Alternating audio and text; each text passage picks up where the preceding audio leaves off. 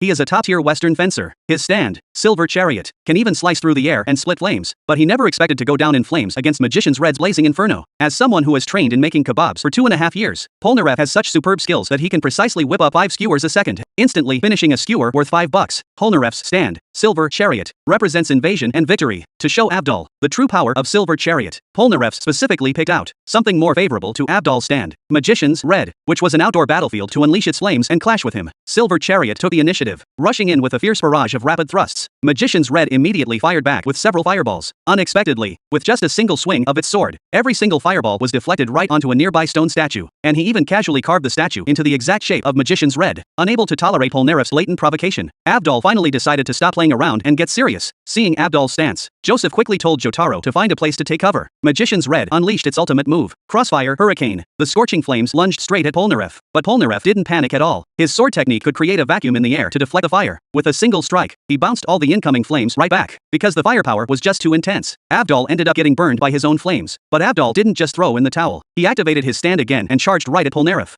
やれやれやれやれだ。悪あがきで襲ってくるか。見苦しいな。